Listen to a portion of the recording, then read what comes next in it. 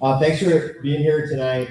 For the jokes up front, welcome to Zoom land in the interwebs, I like to call it, with my two high school and pre-high school children in my house. I'm Brigadier General Joe Campo. For those of you that don't know me, hey Joe, good to see you. I'm the wing commander here at the 48th Fighter Wing, joined by Chief Josh Goodwell, our wing command chief, and Vice, now DCOM, Colonel Olvis. We've got a slew, a bevy, a cacophony of briefers for you tonight to cover some community topics we think you'll find interesting. Okay, so what I think you'll find from us tonight is we'll go through about 30 to 40 minutes of presentation on everything from what's going on in construction to what's going on in the schools, etc. What we like to do is hold questions to the end. We think a lot of the questions that were preloaded for us, thank you for the people that put those questions in. We've got briefers prep that are going to come up here and talk about some of those preloaded questions. Our team that is monitoring Zoom is writing down the questions to get ready as the end as well. So for those of you that are on your phones, maybe be on Zoom, or definitely in the audience out there, if you want to send anything in, please just load them into the comments and our team will load it for us to try to answer tonight. If we can't answer them tonight, I'll hand it over to Kevin, but we've got a plan to get information out on the backside as well. Anything else I need to cover from the technical? Okay, what Chief and I wanted to do up front was just spend a minute and talk about 2023 and going into 2024. So first off, the team that put this together, thank you so much to Spidey, Josie, MSG, PA, and everyone that had a hand in it. Thank you for the families that came out tonight and those of us that are watching it on Zoom. We had an incredibly busy 2023 as a wing, an award-winning 2023 as well. If you let me tick off just a few things, that are on Chief's and my mind, and things that we need to work on. I'll talk about the mission, and Chief will cover on a grand scale some of the people side of the aspects as we dive deeper. On the mission side, we had one of our F-15E squadrons deployed to NATO's eastern flank, specifically almost 10 months. So hugely important deterrence mission as we have an ongoing conflict between Russia and Ukraine. We need to show solidarity with our NATO partners and to be out there showing that we are ready and willing to step up if necessary. That unit came back recently.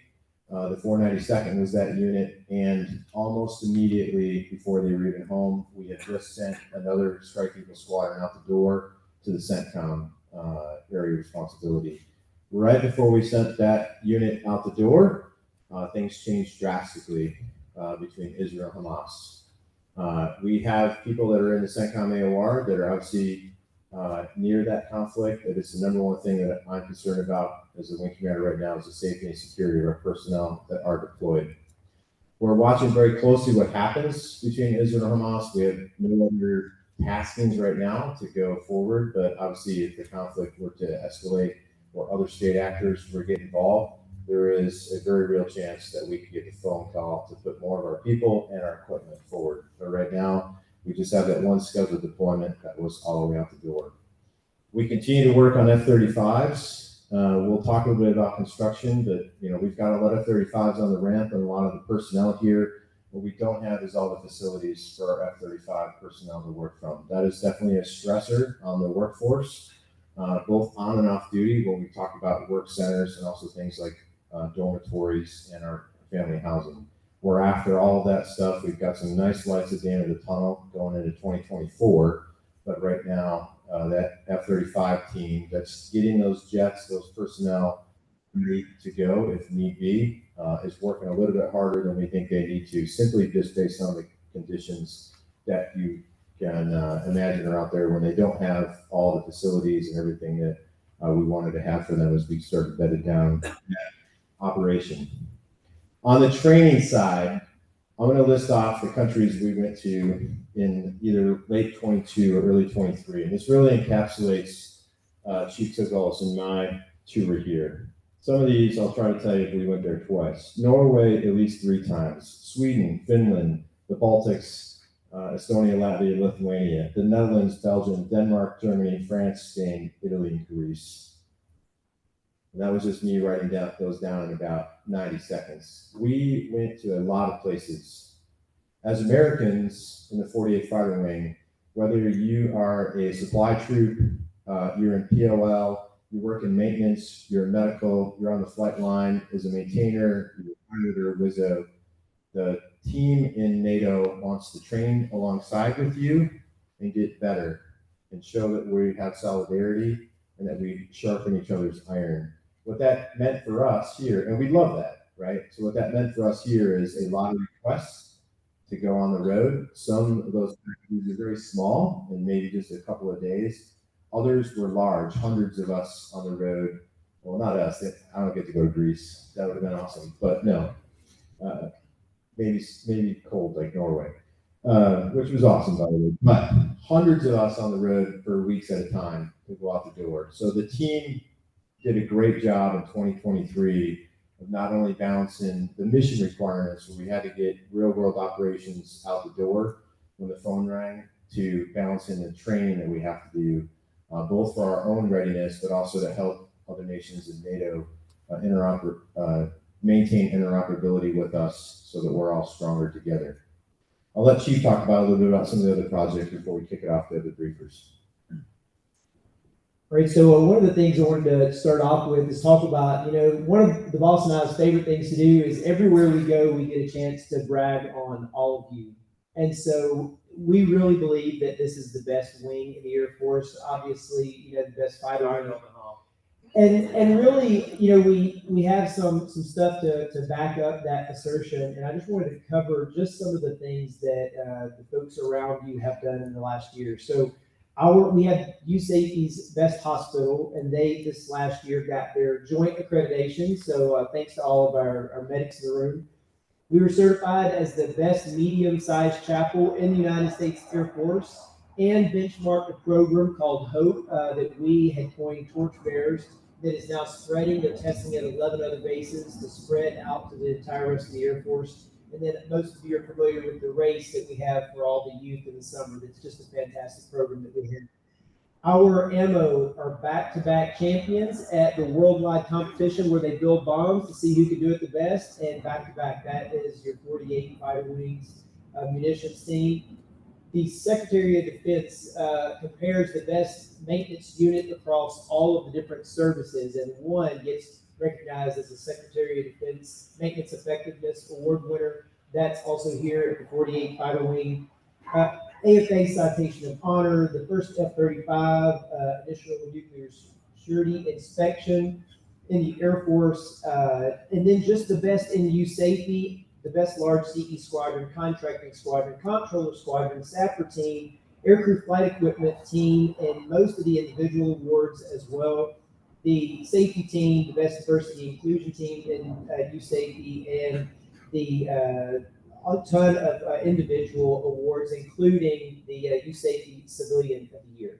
And so just a phenomenal job. But if that's not enough, in 2020, this wing was the Commander-in-Chief Installation Excellence Award winner. So the best installation in the United States Air Force. A lot of folks have asked, what did we do with the $1 million we won with that? And so it was invested into our community center. But USAFE was so proud of us, and we had some advocacy to actually get them to match a lot of the money that was given to us from the Air Force. And so you'll see our community center go down for a while to have major construction put in, soft play area for kids, and a great place for all the units and families to use across the installation. But they wouldn't let us compete in 2021 because we had won in 2020. And in 2022, we came back to the competition, and once again, we're the best installation in your United States Air Force. And due to inflation, we got a check for $1.25 million this time. And I'll let y'all know how we spent that money. And this was a little bit more diverse to try and get it spread across the installation. So fitness center, we're going to improve the basketball court. So the place where a lot of folks go, some dead spots in there. We're going to completely replenish the floor. We're going to do some painting. We're going to modify the bathrooms and make some improvements. We bought some sports equipment to help those folks that are going to do unit activities to have stuff they can sign out. Airman Leadership School is over at Feltwell, and they've got 100 students at a physical fitness training program requirement, but a really small gym. So we bought them a beaver fit. It's a gym in a box. They can pull the equipment out, do a workout, put all the equipment right back in a container to make sure they can maintain their fitness. We spent about $125,000 on new furnishings for our community center. So when it opens back up, it'll have nice new equipment in there for families to use. We looked after our dorm residents. So our dorm residents complain they have copper wires that produce their internet signal. It's really slow, about 20 times slower than some other dorms around the region. And so we paid telecom to come out and do an assessment on getting fiber into the dorms. And then the last thing was we spent money to replenish a lot of the kitchen appliances and stuff like that in our child development center to make sure as they're preparing food and stuff like that, they can prepare healthy options for our kids. So these are just some of the concerns that we had. Some of the other successes we had is we had an amazing Liberty Fest this summer. We had an amazing Air Force ball. We decided to get it out of a hangar and take it off installation into a nice venue. And so we got to celebrate that and spend a lot of time together, and had a great guest speaker, a president of AFA, come out and spend some time with us. Some things we got coming up off base. We have the Ely Thanksgiving service that happens every year that's coming up. So I hope y'all can come out and enjoy that in Ely. And then the children's Christmas party that's going to be happening on December 2nd, an event to give back to the families and the kids. Some things that the boss and I have been working on, and you're going to hear some of the details of some of these as some of the briefers come up. The boss and I are very aware that there are dorm challenges, as we have plussed up by almost 1,000 people. We put tight spacing on housing for our dorm airmen, and then housing for our folks on the installation that have families. And so we are making dorm improvements as rapidly as we can. We're going to see major updates in about 12 months as that new dorm facility comes over. Lots of improvements on off-base housing with our local community partners, and some long-term new housing on the installation, which is really unprecedented in the fiscal environment the Air Force is in right now. Parking, we're working on parking. You're going to hear more details on that. And then improvements to our fitness center to also handle that increased capacity. So our team did a great job, and they actually had Services Center come out and they said, wow, y'all's gym's about 36,000 square feet too small. We're like, yeah, we know every day. We feel it. And so, but they said, hey, since you can't give us a new gym right away, could you give us all the equipment that you would put in that big gym if we had it?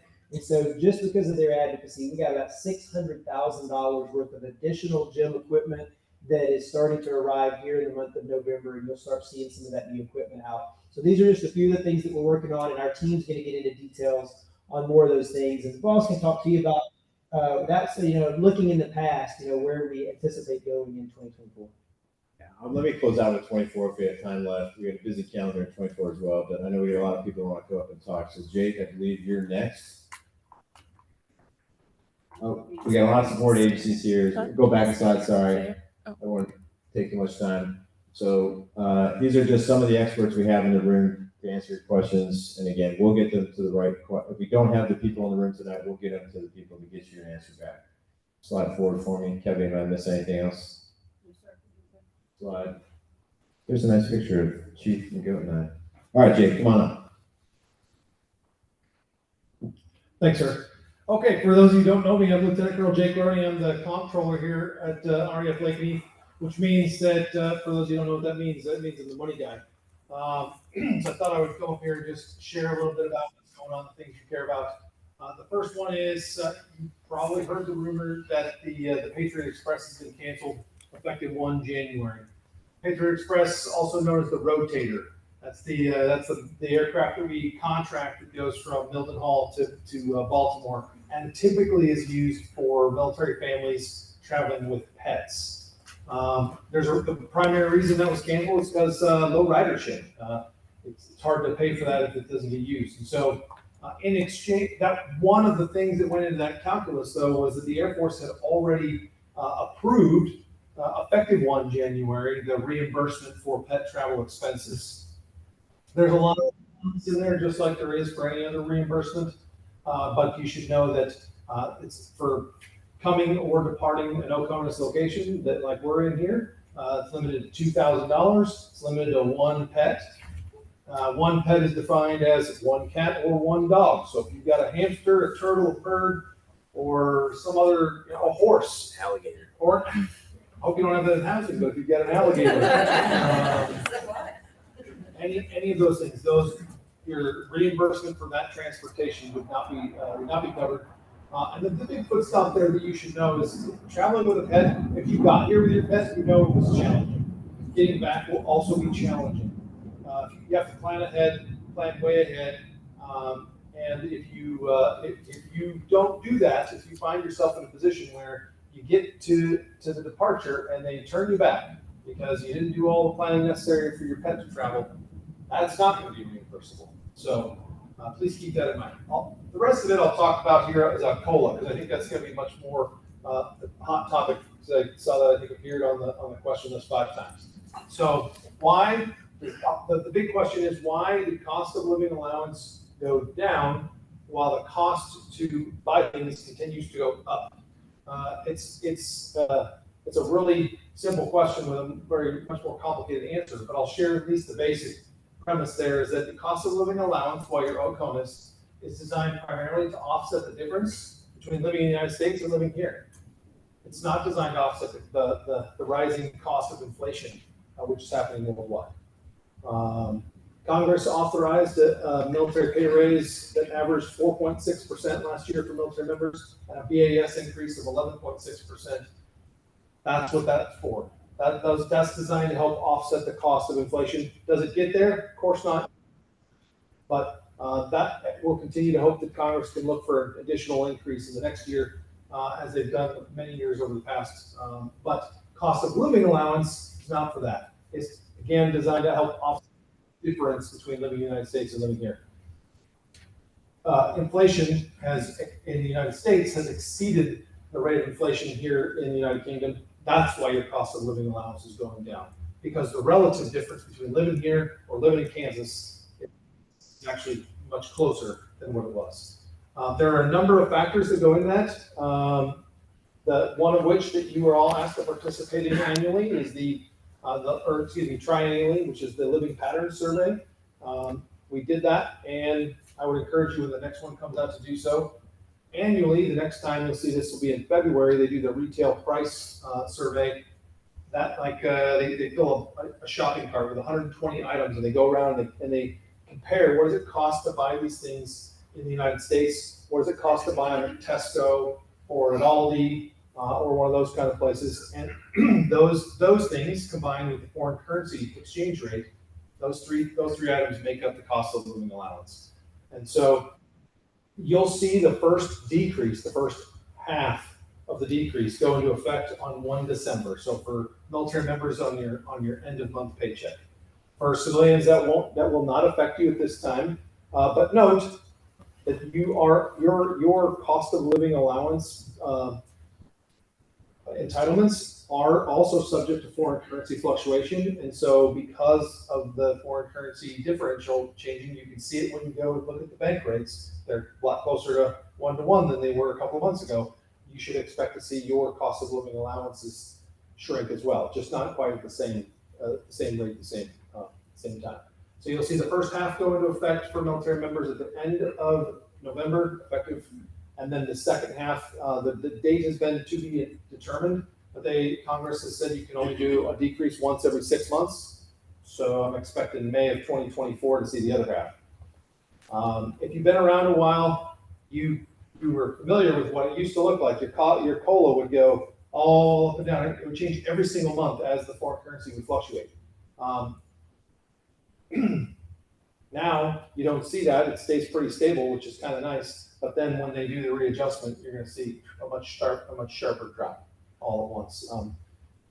They've also, required to split it in half, so you only get to feel half of the effect now. The other half will happen again in sometime around May. And then hopefully the new survey in February, we'll see the uptick come back again toward the end of the year. But we'll have to see how the world looks like then. The last piece of advice I would offer you is that COLA is specifically, the things it keeps in mind are what does it cost to buy things like groceries and clothing, food, not your bills or utilities. So you should definitely not consider your cost of living allowance when figuring out your budget. In fact, that's exactly what they ask you to do, is make sure you don't include that in your budgeting for all of your bills. Don't go into debt. Don't buy that extra expensive car because you're like, well, COLA's $1,000 a month or whatever it is right now. Because this is the kind of thing that happens. The debt continues and then your COLA goes down. Okay, that's my last foot stomp. Just want to make sure everybody understands what COLA's for and what it's not for. It's not going to make it easier when you see your paychecks go down. I understand that.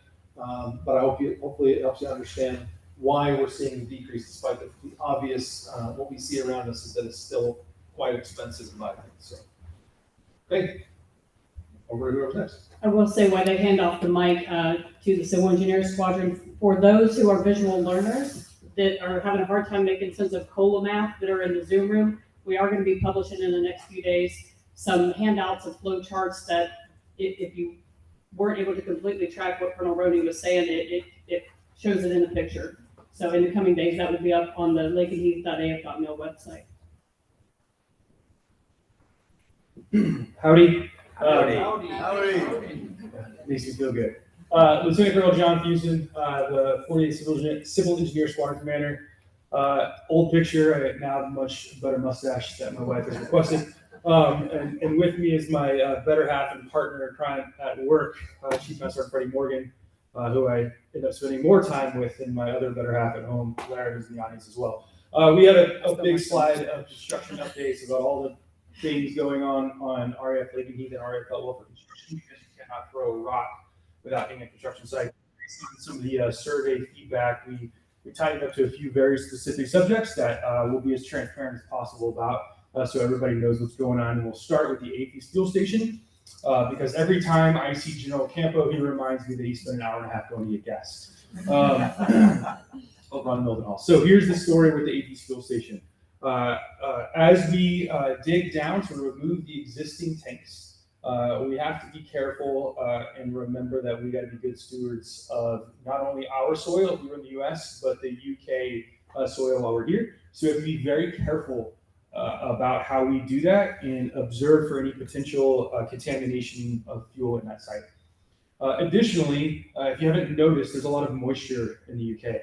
And that includes moisture in the groundwater and the ground, what we call the water table underground. And so as we were digging down to excavate the existing tanks and the concrete structures that surround the tanks, we hit a couple of underground obstacles that we weren't expecting that caused some delays. As we move forward, we finally got those through. We have to put essentially steel beams in to surround the area and begin removing water. Based on the fact that this was used for fuel storage, there's only a certain amount of gallons per day that we can pump out of there before we need a very, very, very strict, essentially the license. So as we look at that and all of the planning efforts leading up, we did not and still do not think we will exceed that. But based on the delays, and now we're getting into a winter season, there are some concerns there. So as it stands today, things are looking, I'll use the word comfortable, to move on as planned. So if, as long as things remain comfortable, we are looking at seeing a completion somewhere around late spring of 2024. Now, should we run into continued problems or potential other environmental concerns that we need to mitigate, we might have to look at mitigating those in place, filling that hole, and having above ground tanks, which could put us as late as the fall of next year. I assure you that the general and the deputy are continuously getting updates as we work through that. Liberty Village parking. We know that there is concerns both with the amount of parking spaces as well as for those folks that choose to park outside of their designated parking space. There's safety concerns with how folks are parking. So a little bit of context for that. So when Liberty Village was constructed roughly 16 years ago, we had to seek approval to go beyond British standards for parking spaces. So we had to go up to the Prime Minister's office. I don't know that the Prime Minister personally saw this, but we had to go up to that office to seek approval to get an average of 1.25 exterior parking spaces per residence. So we are at that point in where we currently are today, we exceed the UK standard that we are to do all of our engineering designs by. We understand that as military families, we move a lot, and therefore we have a varying degrees of storage space, etc. So over the last couple of years, the team made the decision to invest some money to look at how we could expand some parking options in Liberty Village.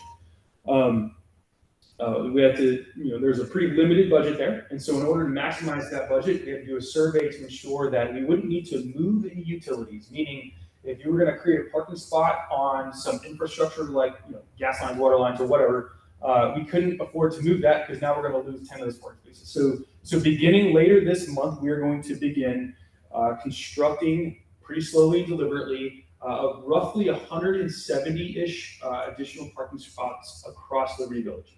Many of these are in places that our residents currently use to park on the grass. But some of them are also widening driveways where that's available, again, based on the underground utilities, etc. So the plan was very recently provided to us by the contractor that's going to do the work. And I have tasked my team to churn that big engineering, nerd product into something that's more user-friendly for everybody, and the housing office will push that out, as well as the schedule associated with what that looks like. Does everybody get a new parking spot? No. But with the budget that we have, we are increasing about 170 spots. There was another question on, as we grow at RAF Lake and Heath, how are we responding to that with housing? Chief Tidwell mentioned some exciting things that are happening in the local community. The local market is being very responsive to the demand signal that's being put out by U.S. forces here in the UK. But there is a massive amount of research that goes into military family housing. Now, military family housing is intended to meet the demand that the local community cannot meet. And right now it's doing pretty well at that. So when I say that the local market is very responsive to our demand signal, the average time per family to find a home in the local economy is 26 days. 95%, I think, of our tri-base area finds a home within 15 miles. So I understand that 15 miles as a crow flies is not 15 miles driving distance, but we understand the roads. As your civil engineer in RFA, well, I do not control the roads external to base. Not something I can influence. But 15 miles as crow flies, we have a lot of success with that. But there is a lot of investment that's going to begin into military family housing, starting with some houses on Mildenhall, as well as some swing space on Feltwell for some eventual construction that will also hit our Lake and Heath main base in 28 or 30. And then there was another question about a new high school. The new high school is scheduled to begin construction in 2030, if I remember correctly. So, and lastly, but certainly not least, talking about military family housing. Congress and the taxpayer truly care that your housing office within the Civil Engineering Squadron is providing the housing to you that the taxpayer expects and is paying for. And in order to do that, there's a congressional mandate that a third party come in and get eyes on every single residence. They are not inspecting you. They are expecting my team and I. So come January, February timeframe, there will be a third party that comes in. A lot of information is going to flow from our housing office, and they will need to get eyes on the interior of every single residence on the tri-base that our housing office controls. So please help us out, proactively sign up so we don't have to come knocking.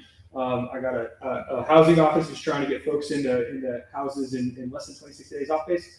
So help us, please get scheduled to get your house looked at, because Congress can. And I know there will be time for questions at the end. Thank you. Thanks, Sean.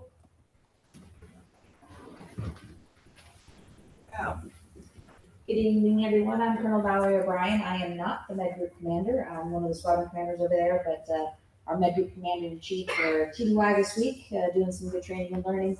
But their picture's up there from Sean River and Chief Gibson. And I have with me Captain Boyce. He's our group practice manager. He's our expert in helping us work on adjusting our templates. I'm gonna turn it over to him to talk access to care. Everyone, thanks for coming out tonight. So I'm going to try and answer a lot of the questions that we got and go over the things on the slide there as well. First and foremost, access to care. As many of you have experienced and know, our access is rather limited during this time. As we've advertised, we launched a new electronic health record September 23rd.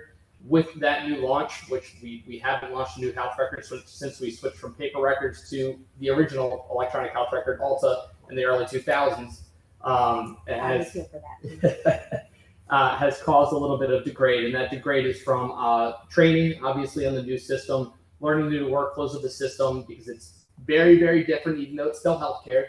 There's a lot of new workflows associated with that new system. And for those of you that have had, your first appointment, and about 60 to 70% of you have never been seen on the Genesis system, it requires an initial registration upon check-in. It requires your entire medical history be input into the system for your first appointment. When you go to the pharmacy from that primary care encounter, whether it be the adult family medicine clinic or pediatrics, there has to be an initial pharmacy encounter for lab, an initial lab encounter, radiology, so on and so forth. So there's a lot of backlog work that needs to occur when you go. So that's why it's taking a little bit longer. We will be at 100% for all of our clinics in terms of appointment standards and metrics. By 18 December, a lot of our clinics are already there, especially the specialty clinics, OB, ortho, and a few others. They're already at that 100% metric, so we're quickly catching up. But primary care is where a majority of that work that I just previously talked about needs to be done. So that's why you're seeing a little bit of a backlog there. We do have an access to care flyer that we've made available. I think it's available in the back. We've advertised it before. We're going to advertise it again on our Facebook. Work with PA to get it out there. But there are other avenues if you need some care. The nurse advice line is always available 24/7. They can give you some triage care and point you to the appropriate avenues. Our ED is available 24/7 as well. And they have a new fast track. So if you have like cold cough, something that's not super intensive, they can get you in and out super quick. And then the access to care flyer also talks about our walk-in hours, especially for active duty. Other than that, we're pharmacy. So we touched on pharmacy and the initial work that needs to go with that. We have a great new system. It's called Wait While. You don't have to wait in line to activate your prescription. You can just scan the QR code, and that is on the flyer as well. You can text to activate your prescription. It'll text you when you're ready. You just got to get in line at that point and pick up your prescription. If you don't want to wait in line to pick up your prescription, we also have pharmacy lockers available not only here at Lakenheath, but at Mildenhall. Mildenhall, it's in the BX, like by the Class 6 part. So those are two other options. If you don't want to wait in line, those are open 24/7, always available. Another option, there is a patient portal. So the patient portal, you can message your provider, you can request an appointment, you can renew prescriptions on there. The big thing that we ask with that is that you update your DEERS information. For active duty, it's pretty much updated automatically, but for family members, there's some work that needs to be done. The biggest thing that we've been noticing as well, because we've been having close to 10% no-show rate. So obviously with limited appointments, 10% of people aren't showing up. That doesn't help matters. So the biggest thing we've noticed is for the reminder calls, the phone numbers aren't input correctly into DEERS. So I know when we call people from our British phones, we do 07245, yada, yada, yada. You can't put it in DEERS that way. It has to be the +44, then the 7425. Leave out the 0. Then you'll get that reminder call and all the other associated care calls. And that's a huge thing. It's a big help. And we've been working with a DHA-approved message to get that out there. In terms of offerings on base, we have all the specialty cares pretty much available on base. However, within a limited capacity to what we can serve to our active duty and then our beneficiaries. And that's where our specialty care referrals come in. I know there was a question on that. Why am I getting sent off base? It's based off of access in terms of what we have available here and access to care standards versus what's available within the network within international SOS. We have a 24/7 ED and inpatient, as I mentioned before. And then we do have dental available for beneficiaries. So we average around 25% non-active duty care for our dental appointments. I pulled the data for last month in October. It was 27%. So we do see all emergent care for dental for our beneficiaries, and then it's space A for routine care for non-active duty beneficiaries. So I did want to throw that out there. I know there was some concern with that. Also, really want to throw out there, we're actively looking to and working to improve, whether that be our advertising, just overall service. Our Patient Family Partnership Council, otherwise known as the PFPC, is a great opportunity for you to get involved with the medical group and the clinic and really tell us what we can do better. We only see what we see in terms of looking inward. We would love some feedback other than just ICE comments, Joe's comment cards, which are 28,000 questions long. We'd really like a collaborative effort with our base populace because we want to improve. Mr. Liebenau, JR, he's our PFPC lead for that. And we'll make the number available, but his contact is +44 1638 528119 or DSN 226-8119. Please contact him. He'll get you going in there. But he's also our patient experience officer. So if you have any issues that you want to raise at any time, you don't want to be a part of the PFPC, he's also available there. He's located in the TRICARE office in the administrative building. TRICARE Overseas Program. So we're continually working with our international SOS partners within the limited scope of the National Health Services. Obviously, NHS is also experiencing some access issues as well, based off of, I'm sure you've seen with strikes and nursing and providers and so on and so forth. So we're working to increase access that way. But they also have a great overseas app called My Care Overseas. You can check your TRICARE health plans and claims. You can verify your covered services, 24/7 access to local patient care in specified locations. You can check your appointments and your referrals. If you are traveling overseas, you can get medical translation services on there too. You can have some of your what we call the clear and legible reports, but basically the doctor notes, those can be translated on there as well. And they have chatbots and FAQs available on there as well. I think I covered a majority. So definitely want to put stock the nurse advice line for our families in particular. So that is open to everyone for the nurse advice line. It's a great first touch. They'll run through what's going on with you, tell you whether they think you need to be seen right now in the ER, whether it can wait a couple of days, give you some home care options. The DoD has already paid for it. So you and your tax dollars have already paid for this contract. So please utilize it. It's a great first stop. Thanks, Val. Security Forces, next up. Also, for everybody on the Zoom, if we get to the hour mark, just bear with us. We will have to restart the Zoom at 1 hour. I'll try to be quick given that information. I'm Lieutenant Colonel Washburn. I'm the 48th Security Forces Squadron Commander. I have Chief Frank here. He's watching my rear and flank security for me while I'm up here. Couple things I want to hit. First of all, being speeding in housing. Please mind your speed in Liberty Village. That is where our kids play. It's where we walk our dogs. And so please mind your speed when you're navigating through Liberty Village. On the topic of traffic safety, joint light tactical vehicles. There's a picture there that you can see. Those are our new tactical vehicles. They are made for tactical employment, not necessarily driving safety. And so as we onboard these, we have about a dozen of them at this point. We're doing a lot of training and absorbing them into the wing, and you guys are getting used to seeing them. We're getting used to driving them. Please give them a wide berth as we break these in to the Liberty Village community or to the Lake and Heath community. Next topic, coming through the gates. If you have dependents who are 18 years old or even look like they're 18 years old, I ask that you have their credentials ready at the gates.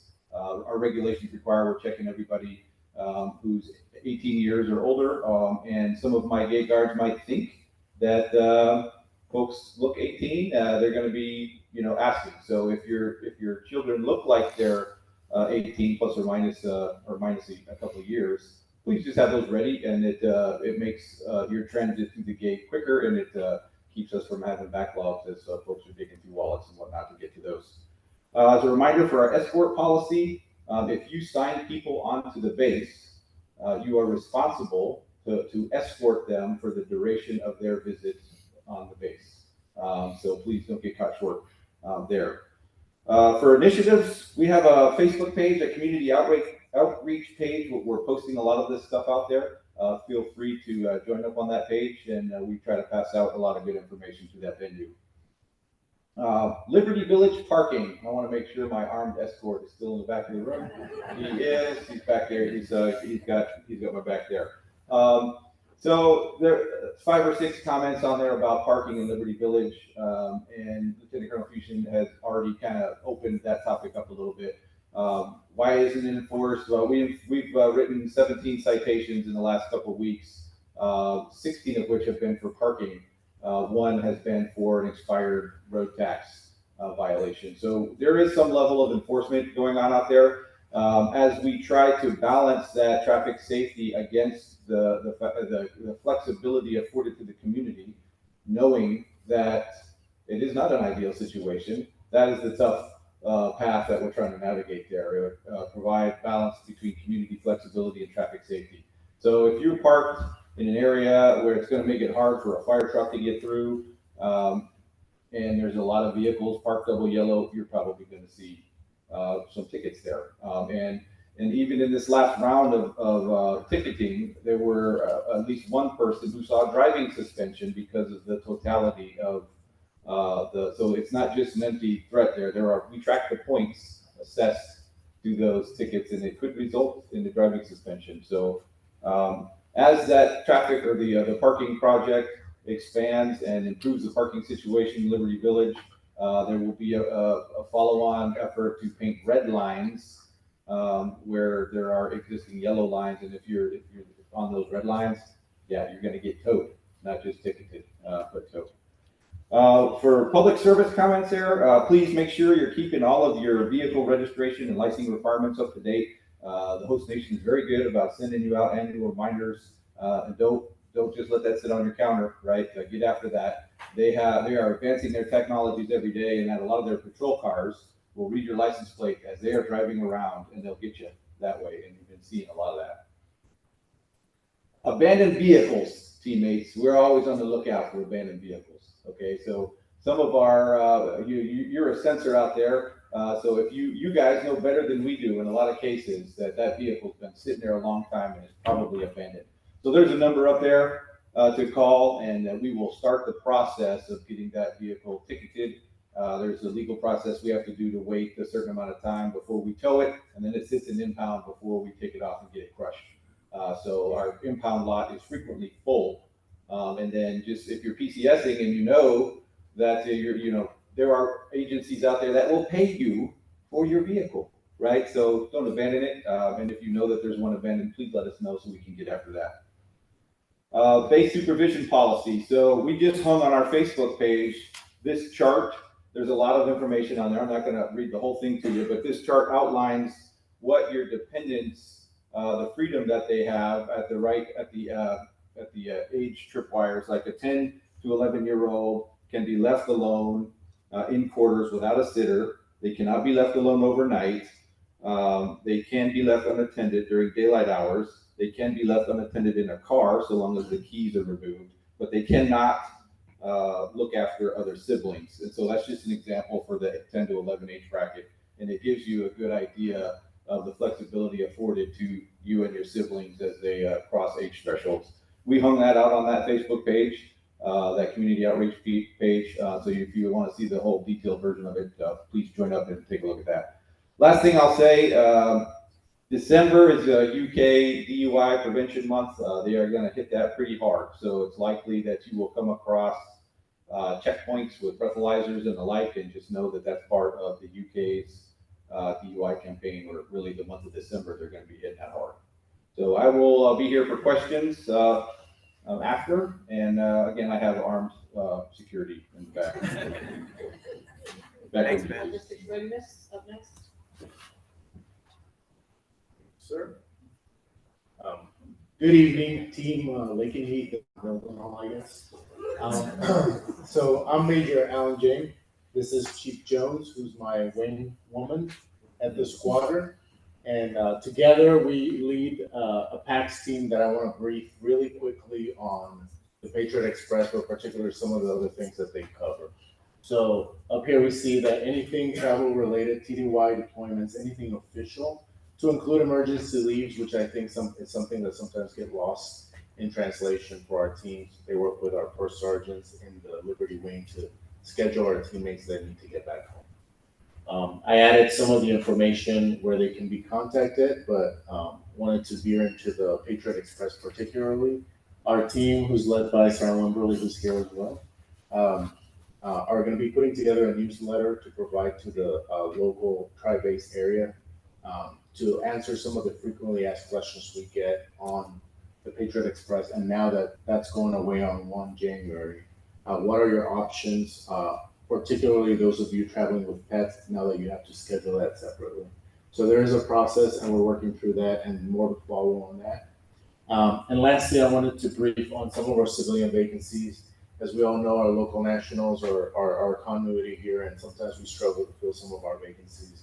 So I put a Mildenhall local national hiring webpage up there, so you can access, and if you have friends out in the local community who are qualified to apply to some of these, we were able to get a 10% recruitment incentive on some of our lower paid positions. And finally, we do have some GS employees, and our transportation officer opportunity will come vacant and will come available here in the next month or so. So we'll be standing by for any questions from them, but thank you. For support. All right, good evening, team. Thanks to Chief Tidwell for covering about half of my talking points on a lot of our updates to our community programs and our facilities. So this will be a little bit shorter, but I did want to touch on these items on the screen. So yeah, he mentioned the community center renovations. We're really excited. It is really going to be a dramatic facelift for that facility. So I know a lot of you know of it as the roller rink, but there's going to be so much more. The soft play area. There's multi-function spaces there, but really the exterior as well. It's going to be a beautiful addition to the installation. So come January 2025, around then, we can't wait to unveil that. Arts and crafts as well. They just redid the flooring and the retail area. They kind of reorganized some of that. If you haven't been by Arts and Crafts lately, I definitely recommend you head in there. Especially as you're doing your holiday shopping and planning for some of those unique gifts. The Liberty Club as well. For those of you, the bistro had a complete redo earlier this year, and the results are fantastic. We also renovated the casino bar, which has a new horseshoe shape, new seating, USB ports under the bar, new lighting. A really great connection to the casino area there. And they're always coming up with new programming and options for the buffet, for themed nights on the weekends. And you're going to see other events such as like trivia night, bingo, things like that coming in the next couple months. Military and Family Readiness Center, they just had an open house last month to showcase some of the wide variety of events they put on for the installation. So everything from newcomers, employment support, financial readiness planning, deployment support, your separation, retirement. There's so much more. I could go on and on, but make sure to check them out. They're right across from the hospital and next to the chapel. Also kind of been going around, the DFAC will be having its flooring and some of the utilities prepared starting in January. So the DFAC is going to be closed for about 9 months. During that time, the airmen that are living in the dorms will be receiving BAS, which is the basic allowance for subsistence, which is to supplement their income and cover additional food expenses. So our FSS team, in coordination with our partners at AFES and the Commissary, we're prepared to see an uptick in customers, but we're looking forward to the additional business. So please stop by. For the military personnel section, I know there have been some delays with assignments for the military personnel over the past couple months. The good news is that those delays are no longer taking place. So the assignment timeline for the orders is going back to the normal timelines, which the goal is about 6 months out. So you should not be seeing any more delays with the military assignments. We've also held several passport days. We had one a couple days ago, and we try to schedule those every couple months for the military members and their families to get their tourist passport scheduled, because we all know we want to travel around. That's one of the great parts of being here in the UK. So we will probably have another passport day in the spring. And I know there's also been some concerns with the CACs and IDs as far as the appointment times. We have seen some extended wait times. We're currently down to one ID card making machine. We have another one that's on order and hopefully should be arriving in the next few weeks. So we're tackling that. We're trying to get after that.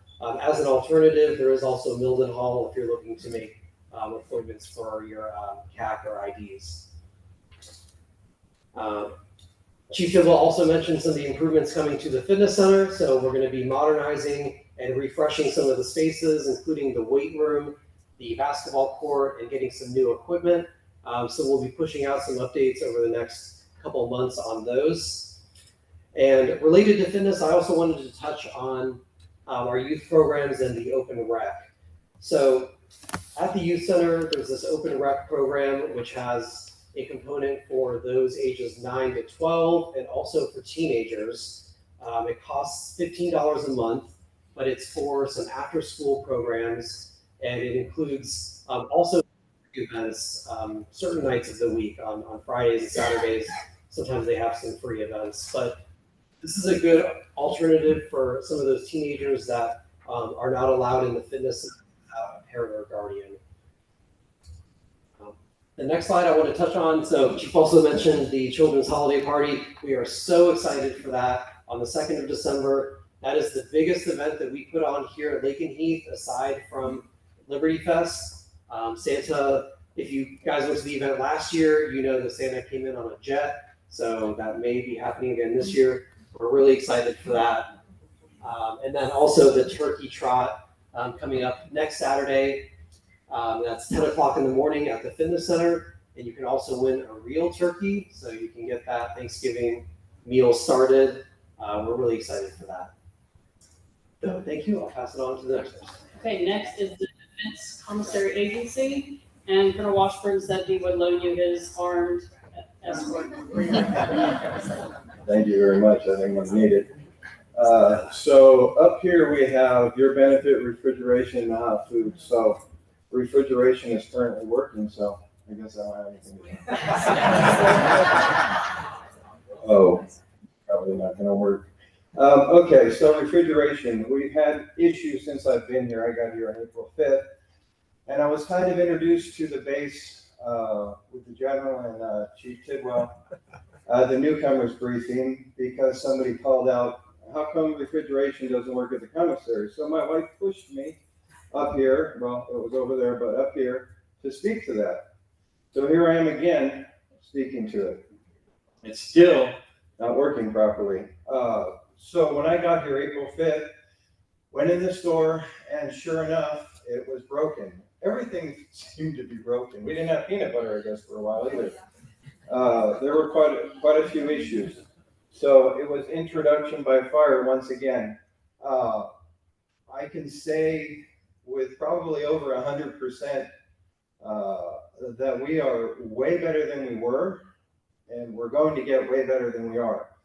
I came from Peterson Space Force Base, and we won Best Commissary 2 years in a row, 2020 and 2021. So, of course, it wasn't all me because and I just show up and I just run around like a chicken with my head cut out most of the time, I think. But I have a great team. When I got here, our manning was like 68%.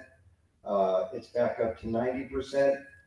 We've got a lot of critical hires. A lot of spouses from the base work at the commissary. So, yeah, it's been great. I go to the thrift shop too. There's some folks working over there that are my advocates. So I really enjoy going over there and purchasing stuff with my wife. This is like a family here. I know I'm speaking off topic quite a bit here, but I just wanted to make sure I covered that we've really improved. We've got hot foods now. We've got paninis. We've got wraps, and we've got a menu for hot foods Monday through Friday. I'm gonna put my glasses on here. Can't. Yeah, no, I'll be 61 in a few days. Yeah. So as you enter the commissary right now, we have the holiday cooking and baking needs. I'm working on getting poinsettias and the Christmas trees, little Christmas tree plants. I already mentioned the paninis. Oh, Chief Tidwell found me everywhere on the base and wanted to get the pantry going for the airmen's food pantry. So we finally got that going. I don't know how many bags we sold, but it's been a lot of bags. So while you're there, they're between $9 and $11. I bought one when I got a picture of me, the first one, so it was pretty cool. They pick that up a couple times a week. We have Click to Go, which is an online shopping. We do the shopping for you. You guys just stay at home, do it on the computer, come and pick it up, so that saves you time during the holidays. It was brought up about high prices at the commissary several times. There was actually a price comparison done. We sent that up to headquarters, and I'm still waiting for the results on that. So as soon as I get some results, I'll get with Colonel Webb. I go to the Monday meetings, and believe me, he drives me hard, so I got to give him an answer. And I'm sure the general is asking for that as well. Empty shelves has been brought up. When I got here, the shelves were empty. The shelves are not empty now. However, there are, sometimes issues with getting product from the States over here. There's transportation, there's all kinds of weather issues. So when we can get it, we get it. I guarantee you that we will get it in the store when it's available. I have a great team, and we constantly are working toward that end. So the refrigeration. Within the next couple of weeks, we're going to have a refrigeration expert into the store, and he is going to inspect every part of the refrigeration system to see exactly what's going on with it, because we want to fix as much as you do. We're tired of pulling all the refrigeration, putting it back, customers coming in the store asking if we have this TV dinner that we've got in carts in the freezer that we've got to go look through and try and find, which we do, by the way, but sometimes it's a little time consuming, but we're working on it. That inspection, once I get the results of that, of course, I'll pass that up as well through the command. What else? Food spoiling fast, out of code product, moldy food. Please, while you're in the commissary, if you experience moldy food, out of code products, issues like that, please ask for the manager on duty right away. And we'll look at what's going on with it. We want to know while you're there, not when you leave and Facebook it or ice it or call somebody. We want to know then so we can fix it then. Okay? So I might need an armed guard if I don't get out of here soon. I really do appreciate the patronage, everyone that's online, everyone that's here, and it's really hot up here. So thank you very much for letting me share tonight.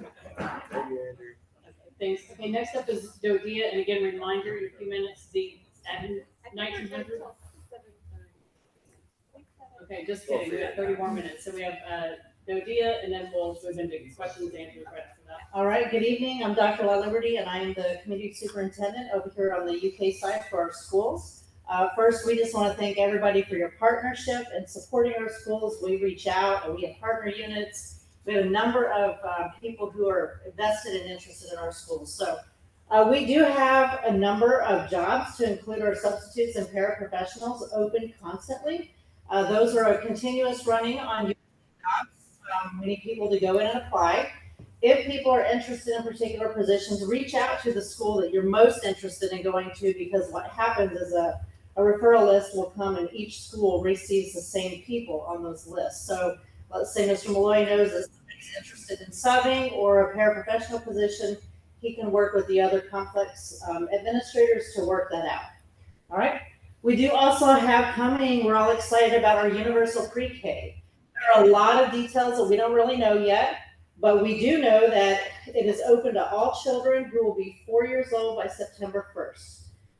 The local schools, FES and LES, will be getting information out to families, and as I get information, I'll be passing that over to command as well. Our flu shot deadline is December 1st. I know that drive has started this week, so we encourage everyone to go take advantage of that. For our semester exam, the dates for high school are January 8th through the 11th. Semester 1 ends January 11th. However, if you are PCSing before that date and you're concerned that you have a high schooler or even a middle schooler that's taking courses for credit, you do have an option to work with the school on an accelerated withdrawal, which means that they kind of fast forward the coursework for the students for them to be able to obtain the credit to move on to the next school. Sports physicals. This is a big topic. Winter sports season has just started this week. Every student who plays in sports is required to have a physical on file. Those who are active duty use the base clinic to be able to obtain your sports physical. If you're civilian, you have to go off base to get the physical. I know I've used the Cambridge Doctors Group. My insurance reimburses, so it's really dependent upon what each insurance company, how much they'll reimburse you up to, okay? And that is it for me. Military Family Life Counselor.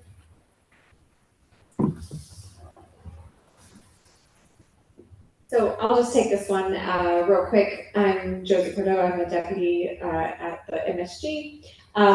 It's getting on the holiday season, right? And a lot of stressors that we're having. You heard General Campo talk about the ops tempo and how many things our folks are being asked to go and do and the potential for more, right? So just a reminder that this service is here for you. It's free.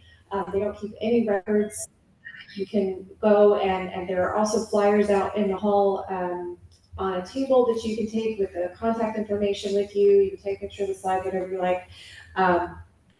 Miss Serena Beatty is here tonight if you want to speak with her, but she'll be leaving us soon, unfortunately, but a new person will be right in to replace her, and there's multiple military family life consultants across the base that can talk with you, as well as we have them in our child and youth programs and in our schools. So they're available to your children as well, and again, free service. So hopefully you all take advantage of that and take care of each other. I think I'm actually next. You are next. All right. Hi. So I'm Major Kevy Rake. I'm the Chief of Public Affairs for the 48th Fire Wing and the Greater Lake and Heath area. So right now, last count was about 265 Facebook alone pages in the Tri-Base area. That's not counting Instagram and X, formerly known as Twitter, Snapchat, Signal chats, WhatsApp groups. So one more place you might find information is when you go to the lakeandheath.af.mil, the traditional website page, if anybody still uses them, there's a very handy tab at the top called Bulletin.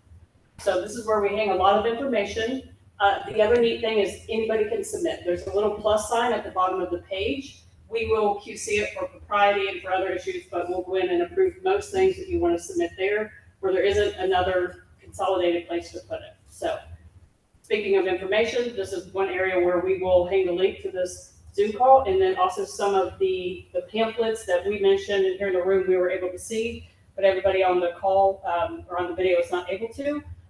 So a lot of great handouts will be put there. And with that, we're going to go into Q&A. We have about 30-ish minutes left.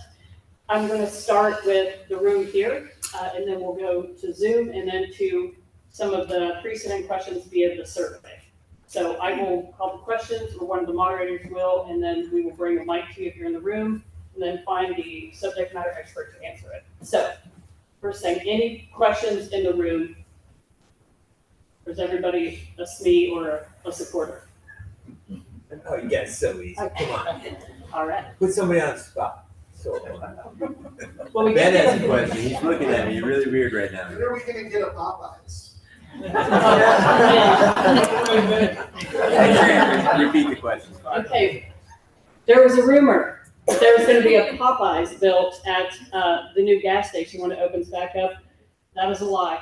Fact checkers have found, fact checker was me. I deeply researched because I was invested in the answer. And let's hand it over to Unfortunately, Let's hand it to Avies and let them answer to this Popeyes business.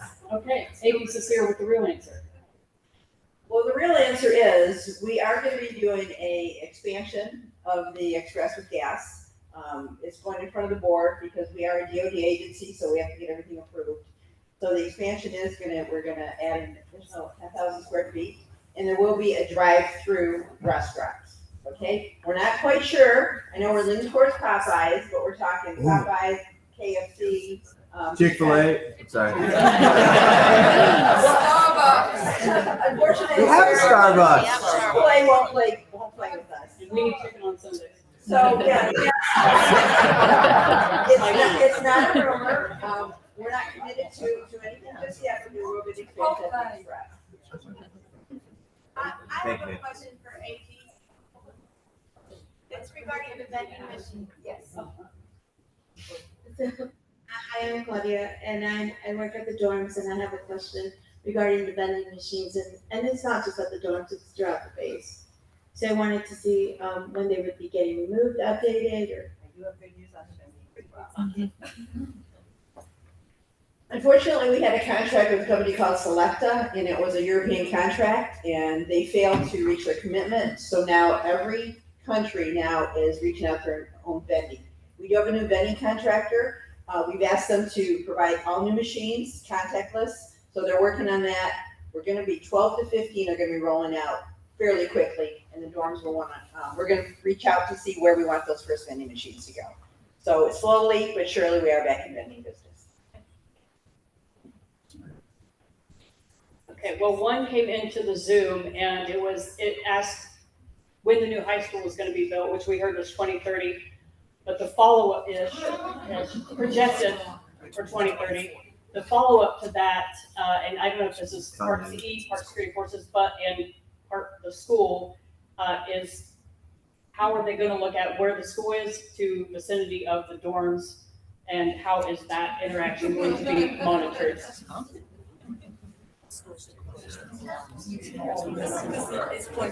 Howdy, current siting is adjacent to the new track.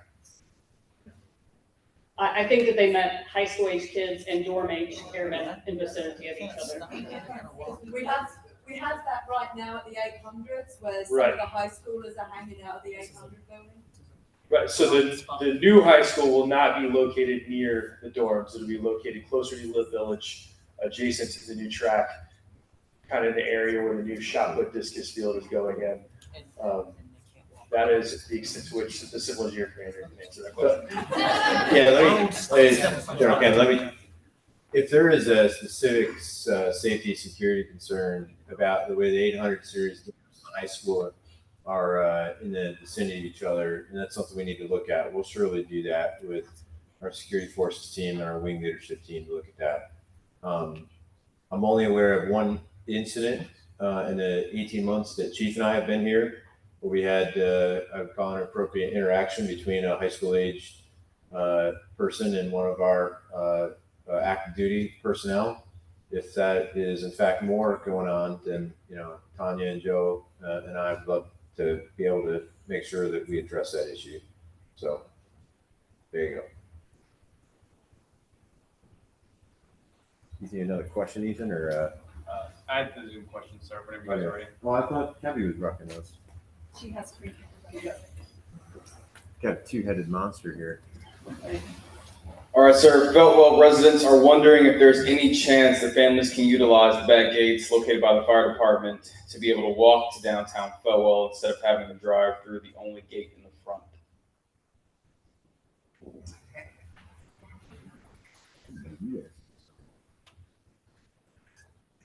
So just to reframe the question, it's that back gate going to the backside of Feltwell to get past into. Past the haunted Yeah. fire station. So in order for there to be Elementary school.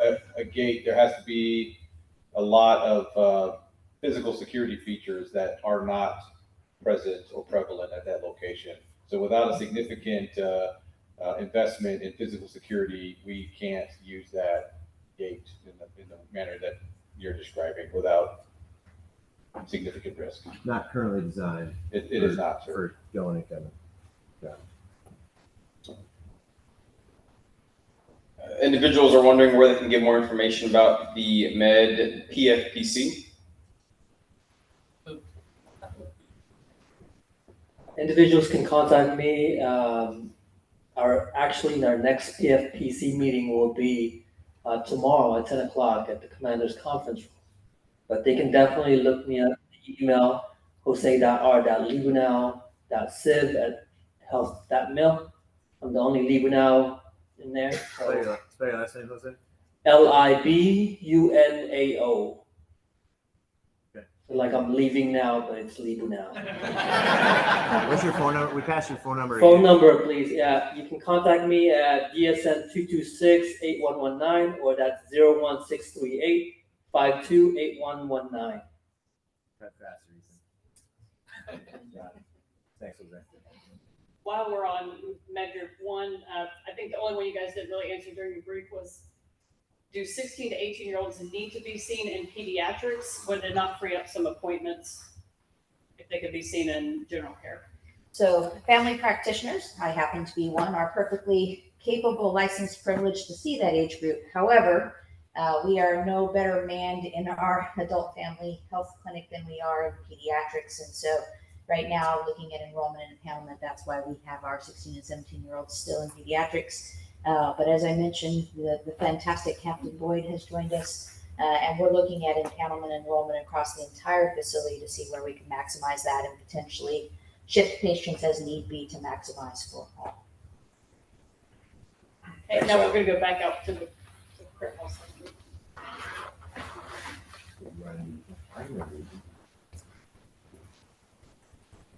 All right, Chad says a lot of people are beginning to struggle with their mental health, especially with the shorter days. What current resources are available, and do you have a plan for pushing out these resources to tri-base population, including dependents, to help with mental health?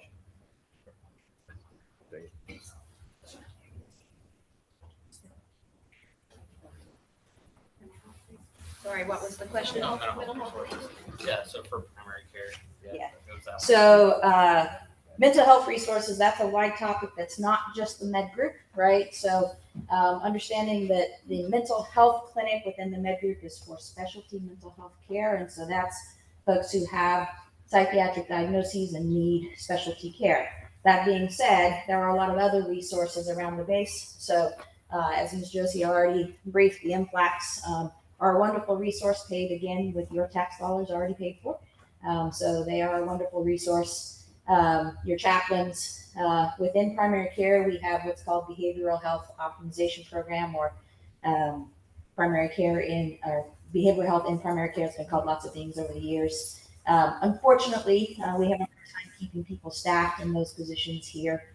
They're PS positions, and we have a hard time attracting that resource here. So we actually have taken a provider out of our mental health clinic to assign to PCBMH so that we can provide that first stop care within primary care. There was a question I saw about SAD, seasonal affective disorder, and what we can do with the season changing and more dark hours here in England. So some of the things you can do, happy lights are a thing. They are effective. Vitamin D, if you've not had if you are someone who experienced symptoms during the winter season and you haven't had your vitamin D checked, come see your PCM. That can absolutely play into it as well, and getting on a regular vitamin D replacement can help. So not everyone will experience those symptoms, but if you know you are one of those folks who's prone to that, please come and see your PCM. There's some things they can do to help you out as well. Or send them a message. Thanks, Val. No more online stuff. No more online? You guys answered most of it. All right.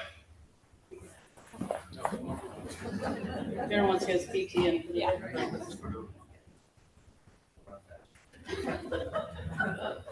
I was wondering what the deal was with the Gate 8 intersection. I've noticed that since I've been here, it's gone from stoplights to stop signs, back to stoplights, back to stop signs, and now it's not a block intersection. But I haven't seen any signs on, or any emails on how to properly use it. The question is Gate 8. That's kind of my fault. John, Ben. So are you referring to the Gate 8 intersection inside? Yeah, inside. Okay, yeah, I've noticed the same thing, and I don't have a good answer for you. we can get your name and maybe we can put something out. I've noticed that, hey, what happened to the stop sign? I'm not tracking on what happened there. The 494th, take the stop sign because it was red. CE's writing that down. All right. We owe you an answer on that. There's some story behind there on the gate 8. There was a traffic light that put up that ended up, I think, being more of a hindrance for most of the time, Dave. But you're correct. The stop sign went away. I feel like you should be thanking us, but maybe not. So, all right. John's got it. What? Sir, can you give us a status of the Amazon lockers that are currently used, please? I cannot. Oh, so Amazon lockers was a question for Spidey. I'm looking at the current CE commander got handed a project from the former CE commander. Stu wants to answer this. I can give an update. Oh, thank Yeah, goodness. go ahead. First British accent of the evening. Amazon lockers, besides, commissary freezers and Liberty Village parking and access to care for medical is probably our top 4. Yeah, good evening, everybody. Those who don't know me, Scott Media Studio, I'm your RF commander here at Lakenheath. With regards to the Amazon lockers, this has been an ongoing project moving forward. So we've now secured the land outside of Gate 2. So that can now be used for deliveries. Although we secured the land and we handed the land over to 48 Fighter Wing, there was still a bit of work to do with liaising with the car lot owner to make sure that we have a safe route from the road through to where the delivery area is and back out the other side. That's now been secured. The car lot owner's lease has now been changed to ensure that we can get that safe route through. So we now need to work with CE to get a lane marked out so you've got that safe route through to the delivery area. Now that we've got that secured, DIO are on standby to help us out and secure a contract for the Amazon lockers. So it's not going to have to be done through 48 Fighter Wing, the Defence Infrastructure Organisation. They've set up these contracts at other RAF bases around the UK, and they're on standby, ready to go and secure that contract for us so we can put the Amazon lockers in there, as well as a bit of a complex with it, a bit of complexity with it, because it's whether we get powered ones or a supply from the base out to those Amazon lockers, or whether they're battery operated. So there's some questions to be answered, a little bit of work to do, but we are on it. So hopefully we'll see them fairly quickly. Thanks, Stu. Thanks, Stu. You can get another one.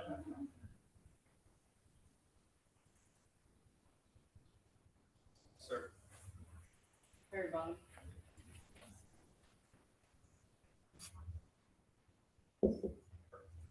Sir, Chad says last year there was a banner placed at the gates for the 988 suicide hotline in the States. Unfortunately, that resource is not available to our community overseas. Would it be possible to have a banner with more local resources that the community here can actually use? The answer in general terms is absolutely to make it A1's. Oh, Sergeant Piven, you want to answer? Thanks, you and Lindsay. Perfect. I did not see you sitting back there. The answer is yes. We'll create a banner and put local information for suicide resources in the local community on the banner and put it at the gate. We'll also make sure it's there for Suicide Month or any other time that we need to add it. Also, any other banners that connect to A1Z is also placed at the gate continuously for whatever month that it connects to. Sergeant Pittman, you got the mic. Can you spend 30 seconds and explain to the crowd what you get to do every day in A1Z with Lindsay? Okay, so we are the integrated resiliency for the base. We have a fabulous team that connects to us with SAPR, EO, and IPPW, which is plainly put as the suicide prevention team. They deal with the DOTs, all violence prevention, self-inflicted or any type of violence. We also deal with diversity, so any observance or anything that we can use to unify the community and help us get on one accord and support each other, regardless if it's religion, regardless if it's just thinking about understanding how a specific group connects to our community to help us come together to project the mission, sir. Thanks, Sergeant Pittman. Noble cause in that office. The hotline number here for suicide is 116-123. If you could add that into the chat. Ethan's got it. Ethan, any other? 116? 123. 123. Ethan, did you have any other questions that came over social media? No, sir. Okay, anything else in the room? I have one. You and Spidey. So we hear a lot of talk about parking garages. Is there any updated information on parking garages throughout the installation? Come on, John. You gonna try to run faster than me? It's pretty good. It's pretty good. Parking is a lovely question. There is no plan for a parking garage on RF Lake East. Parking is a constant conversation. Hospital. Hospital. Excuse me. There will be parking at the hospital. That's correct. For primarily for hospital employees and yes, patients. Patients is a better word. But we're talking like 20, 30. But that is years from now. In the near term, we recognize that parking is a frustration.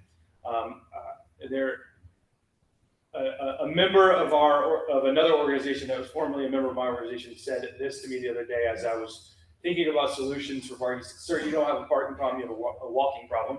I'd like to say that the correct answer is probably somewhere halfway in between. Parking is a challenge, and a lot of that is, or some of that, our defenders are working on as we talk about cars that have been abandoned, cars that have been in spots for a long time. We recognize it's a challenge, and I mentioned before that there's, anywhere you throw a rock, there's construction, and we should expect that to continue. And inherently, doing construction takes up additional space.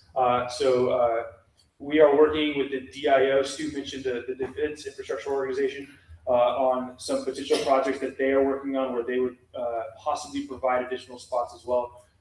It is a consistent and constant conversation, and but that's the best I got for you right now. Thanks.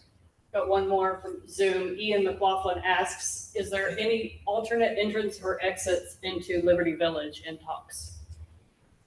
I feel like you set him up for that, and we are discussing an alternate. We are looking at an alternate plan in Liberty Village to alleviate some of the rush hour traffic. I do not know if we'll get there though, but yes, I'll help you answer that one. We are approaching an hour and a half, and we want to be respectful of everyone's time. So what I would offer is the Zoom is still active. If anyone that's still online can throw your questions in there, and we will try to get those answered for you. For everyone in the room, if you have any questions, our whole team will stay here and take any questions that maybe you wanted to talk one-on-one or didn't have a chance to talk to now. I just want to say, from me, as we'll close this out, I just want to say thanks. First to our community partners, Sadia, AFES, DECA, others that have come out to support us. This is our home. This is our community. We've got an amazing host nation led by Stu Gary and his team, but an awesome opportunity to live in a foreign land, experience everything that has to offer, be a family together, both on and off duty, and then do incredible work for our nation and for NATO. The men and women that get up and go to work every day for us are literally defending the free world. And I know I talk about that when we get mostly into commanders' calls, but it cannot be understated the importance of the 5,000 to 6,000 active duty we have here at RAF Lake and Heath and the 48th Fighter Wing, and what they do to keep America and her allies safe.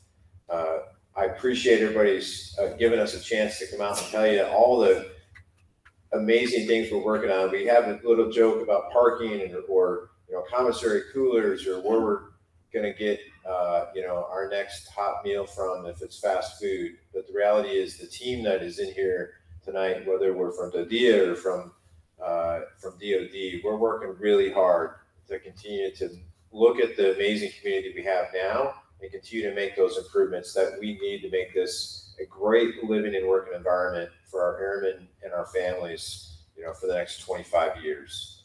And that's the focus that Chief and I have, along with Colonel Ovis and the rest of the command team here. So thank you for being a part of our community. Thanks for giving us some time tonight, and we'll stay here for as long as you'd like to answer any follow-up questions, but we'll clear Zoom and end the formal portion here. So thanks, everybody. Have a good evening. Thanks for giving us your time.